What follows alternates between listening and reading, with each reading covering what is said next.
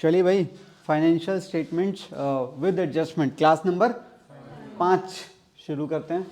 आओ, हाँ जी, एक बार रिपीट करते हैं।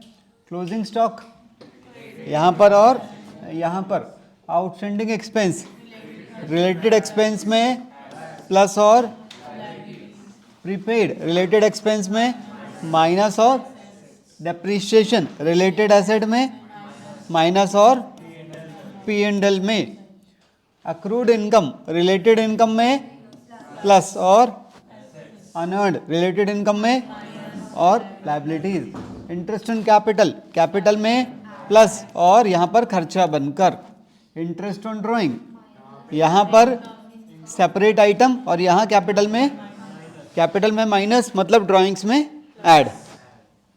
Provision for bad and doubtful debts, old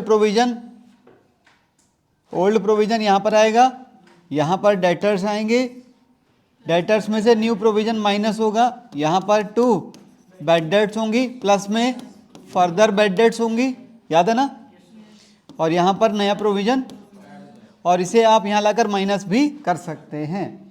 यही पढ़ा था अब तक हमने। आज का टॉपिक क्या रहेगा?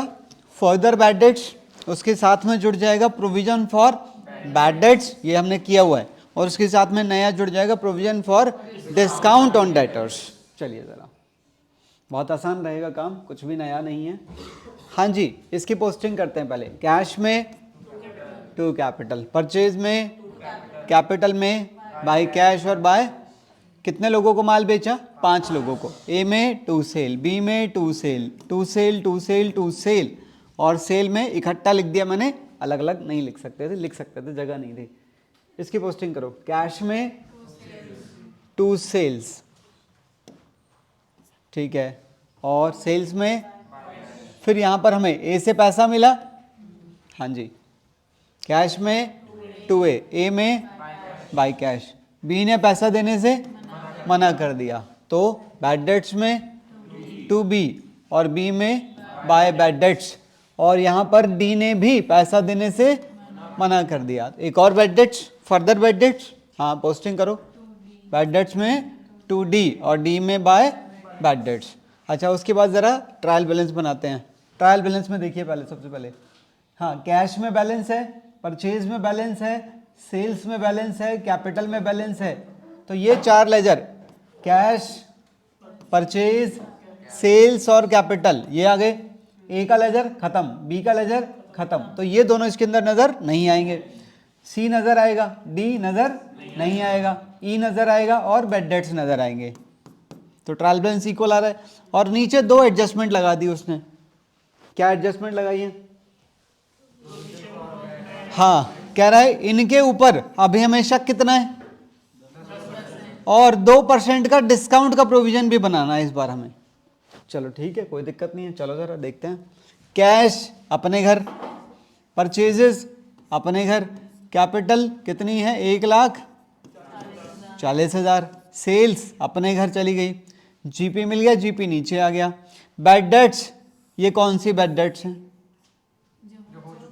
जो हो चुकी हैं और रिकॉर्डेड भी हैं, हाँ या ना?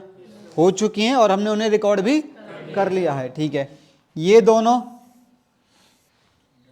ये हमारे डेटर्स हैं कितने के? 60,000 के। अब क्वेश्चन क्या कह रहा है?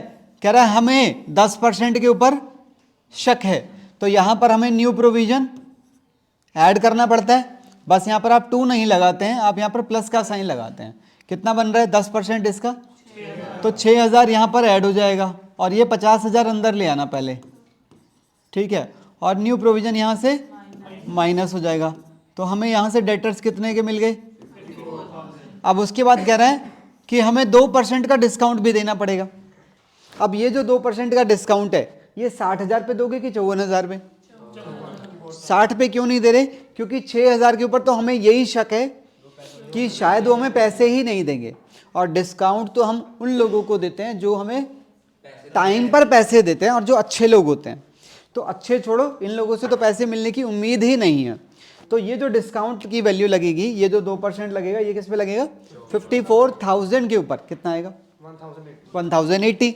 तो यहां पर आप लिखेंगे, अलग लिखना, वो सेपरेट चला जाएगा, to provision for discount on debtors. मतलब ये वाला ट्रीटमेंट अलग कर दो, क्योंकि ये तो इसका है और जो इसका है उसे सेपरेट आइटम की तरह लेके चलना। 1000 और ये नया प्रोविजन, ये वाला प्रोविजन यहीं से माइनस होगा, provision for discount on debtors 1080 और नेट वैल्यू बाहर चली जाएगी। ठीक है, यहां से आपको क्या मिल जाएगा फिर? नेट प्रॉफिट ला के इसके साथ ऐड कर देना। समझ आया है? अच्छा, अब हम इसको थोड़ा और कॉम्प्लिकेटेड अगर करना चाहें तो वो हम क्या करेंगे, इसे भूल जाओ। जब आप इसे भूल जाओगे तो कंटेंट आपका ऐसा बन जाएगा और दो एडजस्टमेंट फिर नीचे नजर आने लगेंगी, जो पहले नजर आ रही थी, पर अब एक एडजस्टमेंट और नजर आएगी। अगर तुम किसी चीज को भूले हो तो वो इंफॉर्मेशन नीचे तो मिलेगी मिलेगी, वरना करोगे कैसे? आओ जरा अब इस पूरे को अप्लाई करते हैं जरा।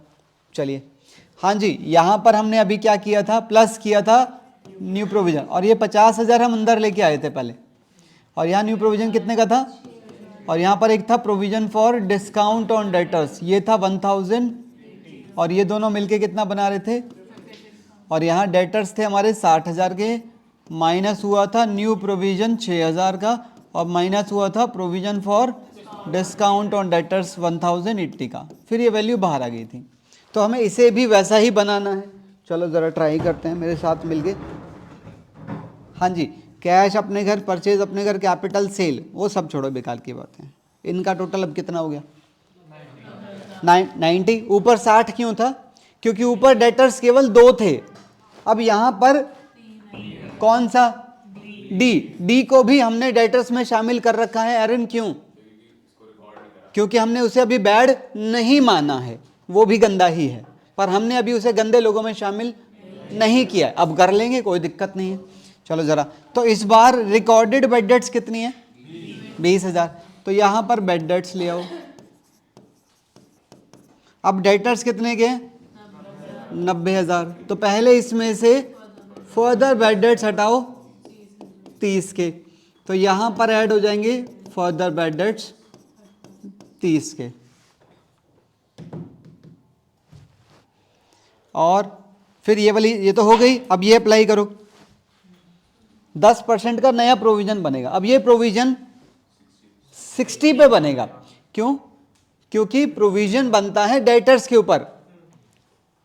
डेटर्स 90 के नहीं है, डेटर्स 60 के ही हैं। 30 के तो हमने हटाए ही नहीं थे, तो अब हटा तो दिए, तो अब डेटर्स हो गए 60,000 के। 60,000 का 10% यानी कि 6,000। तो 6,000 का न्यू प्रोविजन यहां पर ऐड कर लो और यहां पर न्यू प्रोविजन को माइनस कर दो 6,000 का। अब ये वाला अप्लाई करो। अब ये जो 2% लगेगा, ये कितने पे लगेगा? हाँ, 54 जो रह गया है हमारा, 90 माइनस 30 माइनस 6, 54 के ऊपर। तो वो वाला प्रोविजन सेपरेट आइटम की तरह दिखाना है, to provision for discount on debtors, बिल्कुल सेपरेट आइटम दिखाना है। ये एक सेपरेट आइटम है और ये सेपरेट आइटम की तरह दिखाना है। यहां पर माइनस ही करना है, provision for discount on debtors 10, और ये आउटर कॉलम में आ जाएगा। आई थिंक समझ आ गया होगा, कोई कॉम्प्लिकेटेड तो नहीं है ना चीजें। चलो,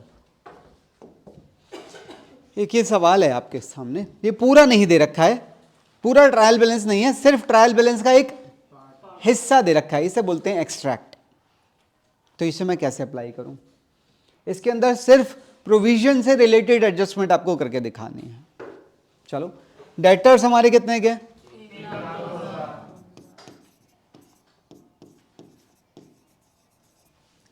ये कौन सी बेड डेट्स हैं? जो रिकॉर्डेड हैं, तो इन्हें यहां पर ले आओ।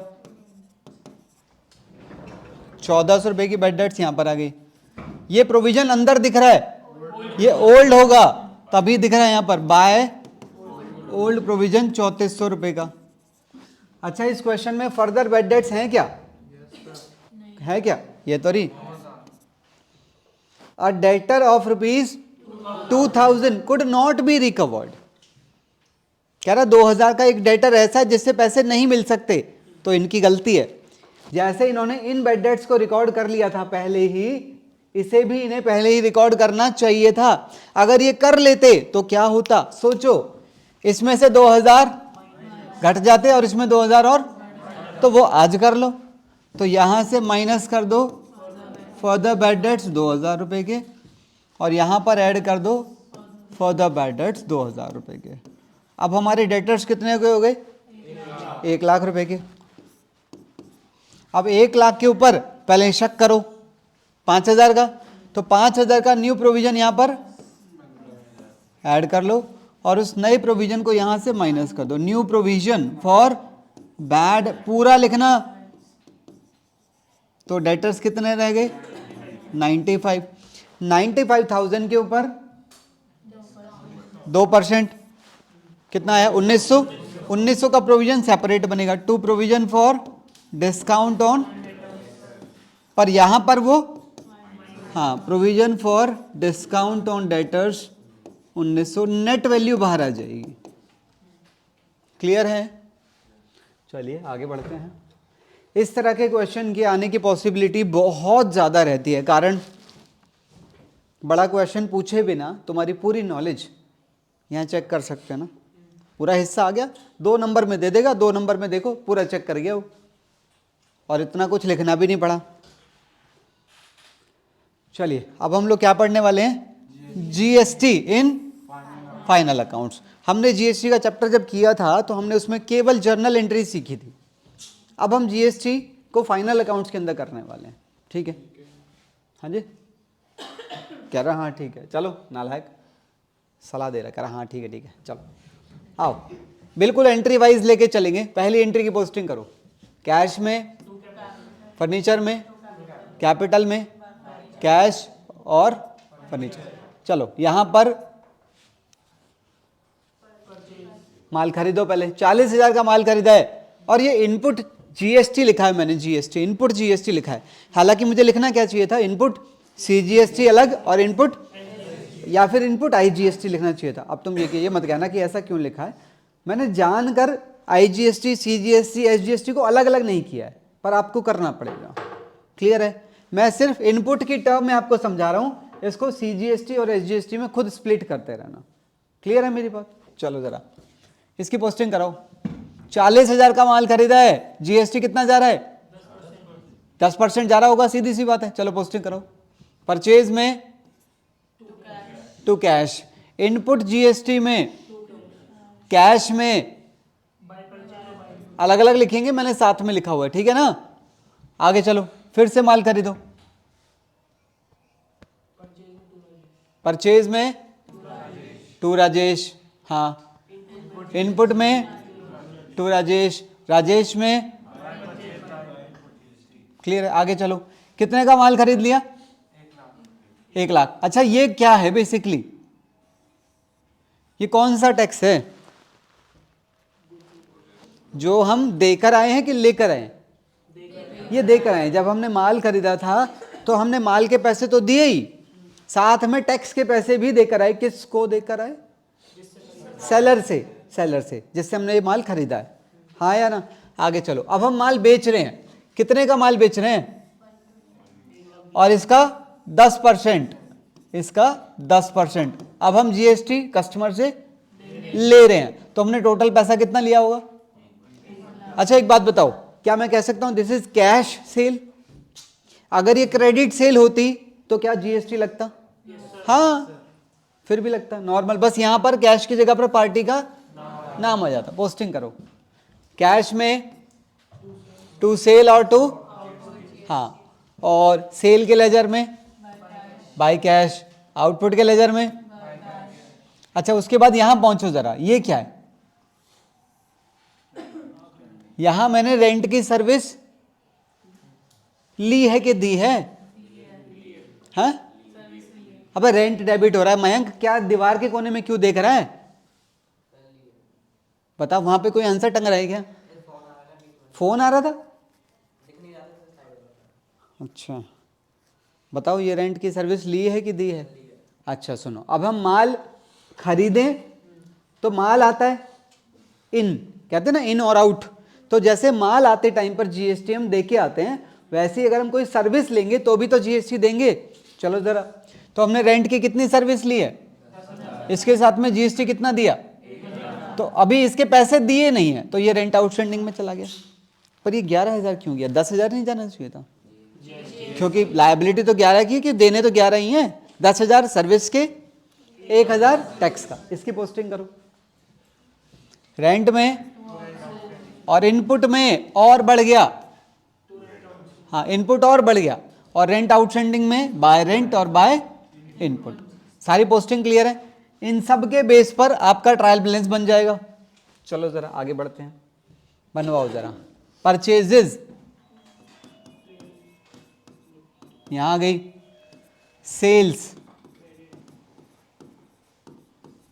यहां आ गई, कैश, बहुत ध्यान से देखना, इंपॉर्टेंट है चीजें, यहां आ गई, फर्नीचर यहां आ गया, कैपिटल यहां आ गई, राजेश लायबिलिटी है ना, किस नाम से लिखूं? कह रहा राजेश, क्रेडिटर यार, बिल्कुल ही अंधभक्त होके मत बैठो बेटा, सत्संग थोड़ी चल रहा है। हाँ राजेश कितने का लिखेंगे? 66 का। रेंट, यार यहां पर रेंट 10 का क्यों आया, जबकि हमने पैसे तो 11,000 देने का वादा किया है? क्योंकि सर्विस के खर्चा तो 10,000 ही है, 1,000 तो जीएसटी का है। हाँ बताओ, तो ये रेंट यहां चला गया 10,000, बाहर ही लिख दो ना। हाँ ठीक है। रेंट आउटस्टैंडिंग,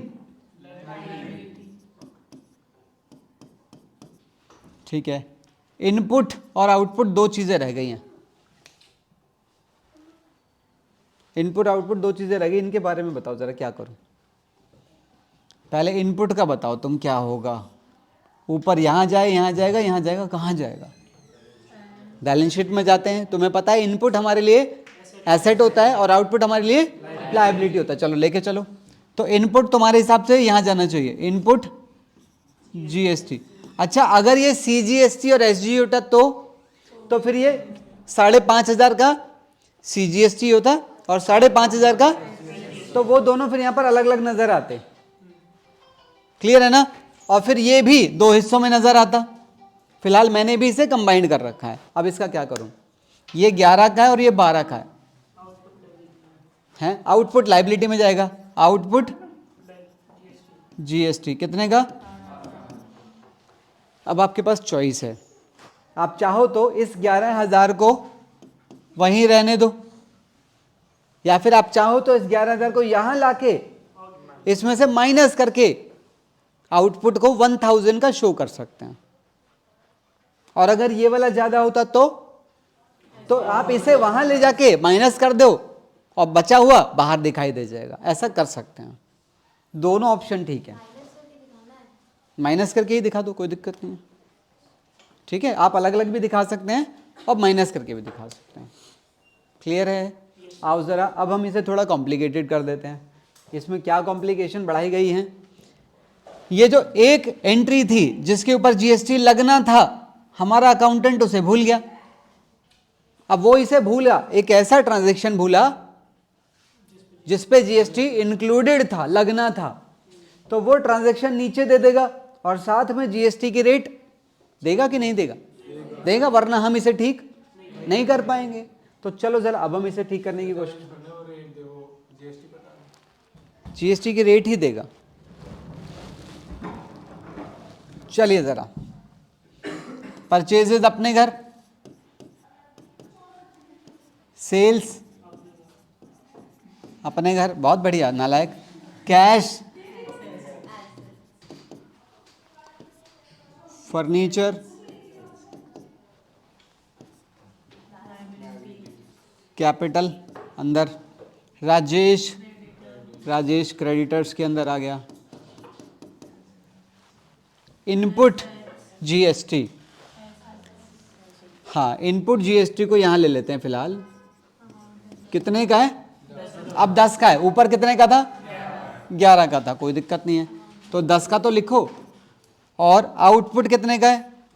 आउटपुट ऊपर भी 12 का ही था, यहां पर भी 12 का है, आउटपुट जीएसटी 12। अब नीचे जो एडजस्टमेंट दे रखे इसे लगाओ जरा।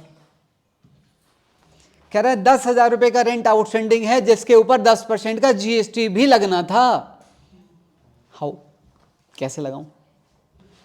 इसकी जर्नल एंट्री सोचो भेजे में, जर्नल एंट्री तुम्हारे सामने ये आ रखी है।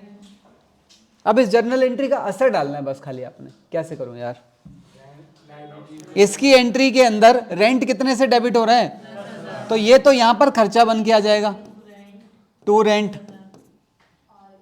और ये वाला हिस्सा जाके इसके साथ रेंट आउटस्टैंडिंग वाला जीएसटी, और ये वाला हिस्सा यहां पर 11,000 का लायबिलिटी बन के आ जाएगा। ये इंक्लूडिंग जीएसटी आया है, ये खाली जीएसटी आया है, और ये यहां पर ओनली रेंट वाला पार्ट आया है। एडजस्टमेंट समझ आई है? चलिए आगे बढ़ते हैं।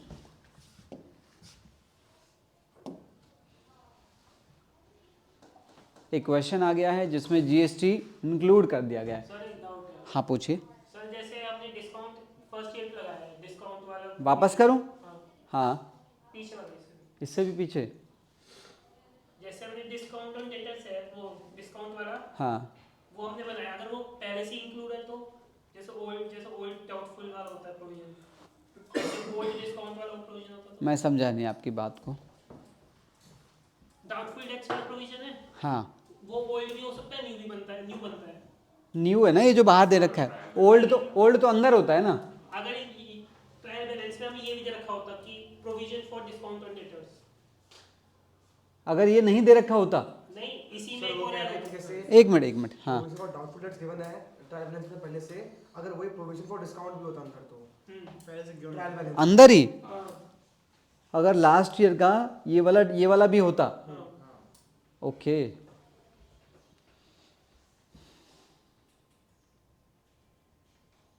तो उसमें भी सेम ट्रीटमेंट करेंगे। हमने लास्ट ईयर सोचा था डिस्काउंट के लिए, इसका मतलब नहीं समझे। जैसे हमने लास्ट ईयर इसके लिए सोचा था कि पैसा डूबेगा, वैसे तुम कह रहे हो अगर ये वाला प्रोविजन भी अंदर ही दे दे लिख के, तो वो वाला लास्ट ईयर का ओल्ड प्रोविजन हो गया। सेम ट्रीटमेंट फॉलो करेंगे, क्योंकि प्रॉब्लम तो सेम ही चल रही है ना, नहीं समझे। जैसे हम इसमें पुराने प्रोविजन को कैंसिल कर देते हैं, वैसे ही उसके भी पुराने प्रोविजन को पहले कैंसिल करेंगे और नया क्रिएट कर लेंगे। समझे? चलें आगे। सही था, अच्छा था क्वेश्चन। अब जरा पहले अंदर के चेक कर लो, जरा पहले बाहर मत जाना एडजस्टमेंट पे। कोई भी आइटम कॉम्प्लिकेटेड लग रहा है तो पहले वो बताना।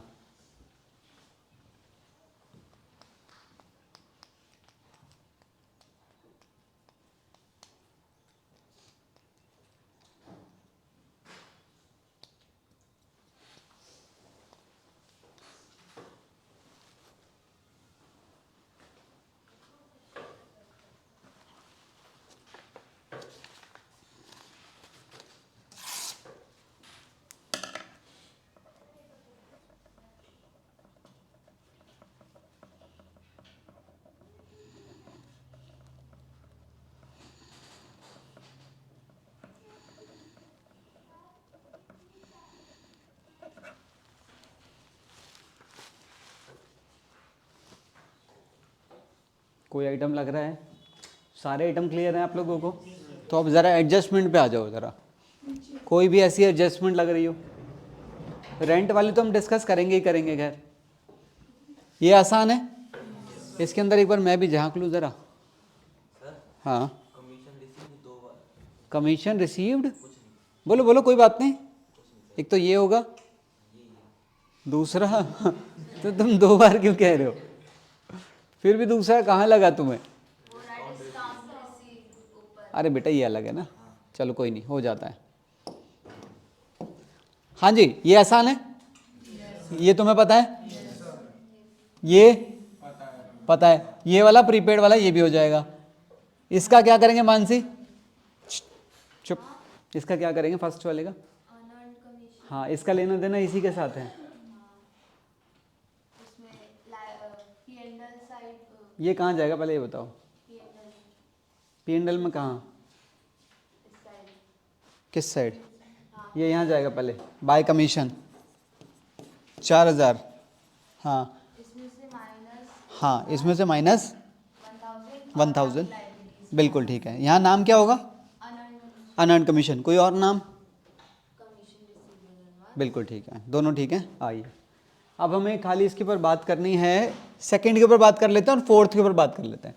सेकंड वाले जो लग रही है सेकंड का लेना देना है, इसके अंदर रेंट है,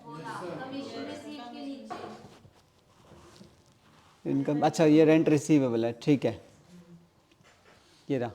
अच्छा एक काम करो, तो पहले इस रेंट को उठाओ यहाँ से, तो यहाँ पर आ गया बाय रेंट 6000। अब एक काम और करो, इनपुट की 2 टर्म ये रही और आउटपुट की 2 टर्म ये रही, दोनों को अलग अलग लिखूँ कि माइनस करके लिखूँ, आपकी चॉइस है, चलो अलग अलग लिख देते हैं। आउटपुट यहाँ पर ले आओ, आउटपुट CGST कितना है 15,000 और आउटपुट कितना है ये भी 15,000, और यहाँ पर ले आओ इनपुट CGST 10,000 और इनपुट ये भी 10,000। अब इसे अप्लाई करो, इसकी जर्नल एंट्री डालो, चलो इसकी जर्नल एंट्री में बताएगा कौन, बताइए जी प्रियांशु। अच्छा तुम ये 2 मिनट के लिए मत सोचो रिसीवेबल है, तुम सोचो मिल गया है, इसमें लिखा है मिलना बाकी है, रिसीवेबल का मतलब मिलने बाकी है, जो मैं कह रहा हूँ तुम मान लो मिल गया है, पैसे ही मिल गए हैं। अब बता दो एंट्री क्या होगी, cash account debit to rent, और GST कौन लगवाएगा, इनपुट, सोच लो इनपुट के आउटपुट सोच लो, हो सकता तुम ठीक कह रहे हो। सर्विस ली है कि दी है, सर्विस दी है ना, तभी तो रेंट मिल रहा होगा, तो इनपुट के आउटपुट। हाँ मयंक, बहुत कॉन्फिडेंस से कहे, ऐसा तुमने फेंक दिया एकदम आंसर ना, मुझे लगा ठीक ही होगा, करा इनपुट, इतने जल्दी नहीं करते हैं। अच्छा एक बात बता, चल छोड़ना यार, दिल पे ना ले, अरे नहीं नहीं छोड़ छोड़, ना ना ना तू छोड़ छोड़, ये मेरी एक बस है, ठीक है, और तेरे को बेटे ट्रिप पे जाना है, ट्रिप पे जाना है उसको, मैं नहीं लेके जा रहा, सुनो ना, इसको ये बस मेरे से हायर करनी है, 1 दिन के लिए चाहिए, मैंने कहा इसका 10,000 का किराया है और GST लगेगा। अच्छा जो इसका किराया लग रहा है वो तेरे लिए खर्चा है, मेरे लिए इनकम है, हाँ या ना, तो जब मैं तुझसे इसका किराया लूंगा 10,000 तो GST भी तो लूंगा, तो तेरे लिए वो GST क्या है और मेरे लिए वो GST क्या है, ना वो इनकम है ना एक्सपेंस है, वो एसेट और लायबिलिटी होता है। पहली बात तो कह रहा है एक ही बात है, रहने दे भाई, बस ये खराब है मेरी, तो मैं नहीं जा रहा। हाँ अब और क्या करूं मैं, जब तेरे को पल्ले ही नहीं पड़ रही भाई, बेसिक सी बातें हैं, क्योंकि तुम पढ़ते तो हो नहीं घर पे, तो खोल, अगर घर पे किताब खोल ली तो पड़ोसी आके कहेंगे हैं ये क्या कर रहा है तू लड़का। चलो चलो भाई ठीक है, मेरे पास कोई इलाज नहीं है, इसका क्या करना चाहिए, किस किस को पता है, हाथ उठा लो बस एक बार। Prachi, Prachi is like this, मतलब ये भी नहीं रहेगा कि मैंने हाथ नहीं उठाया, और ये भी नहीं रहेगा कि मैंने हाथ उठाया, तो मैं तो ऐसे सर को बस थोड़ा सा स्क्रैच कर रही थी। बताओ बेटा प्राची, ट्राई करो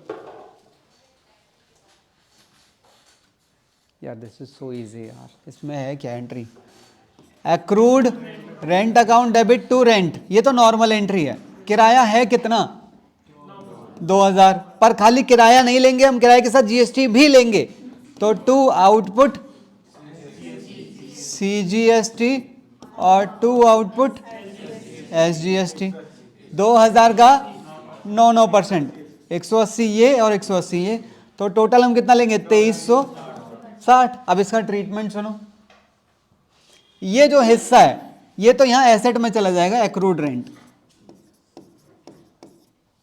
ये वाला जो हिस्सा है ये इनकम है, ये इसमें ऐड हो जाएगी, एक्रूड रेंट 2,000 ही ऐड करना, क्योंकि इनकम 2,000 ही है, और ये आउटपुट वाला हिस्सा इसके साथ ऐड कर दो एक्रूड रेंट के नाम से, कितना, और इसमें भी ऐड कर दो एक्रूड रेंट का कितना, हो गया ट्रीटमेंट। ये टोटल बाहर चला जाएगा, ये टोटल बाहर, ये टोटल बाहर, ये तो पहले से ही बाहर ही है, अकेले है ना, और ये बेचारा पहले से बाहर। क्या है इसके ट्रीटमेंट मेरे, प्राची करिए हैं ऐसा था, मैं तो नहीं सोचा था। कोई और पॉइंट है इसके अंदर? ये वाला डिस्कस करूं क्या? कोई रिक्वायरमेंट नहीं है, पक्का? अगर यही क्वेश्चन बिना जीएसटी के होता तो खेल ही खत्म हो जाता है। लो, ये वाली एडजस्टमेंट के साथ से जीएसटी की इंफॉर्मेशन हट गई, और जब यहाँ से जीएसटी हटेगा तो अंदर से भी तो इनपुट और आउटपुट हट जाएंगे। फिर क्या करना है अपने? कहाँ है रेंट? कहाँ है? इस भाई को यहाँ ले जाओ और इस भाई को यहाँ ले जाके इसमें ऐड कर दो, और यहाँ पर सीधा एक्रूड रेंट के नाम से खेल खत्म। हाँ मैंने, अरे वो तो एडजस्टमेंट सिखा रहा हूँ ना, कह रहा इक्वल नहीं आ रहा, मैंने जान के, मैंने खुद एडिट किया है ना, तो मेरी गलतियाँ ना निकाल, ठीक है? मैंने खुद किया हुआ है। आया यहाँ पे गधा। सुनो, हाँ बस ये खत्म हो गया हमारा काम। ज़रा होमवर्क नोट कर लो आप लोग, क्वेश्चन नंबर 7 और 8, और 8 जो है वो विद जीएसटी है, तो विद जीएसटी ही कर लेना यार, ठीक है ना? हाँ बस दैट्स इट।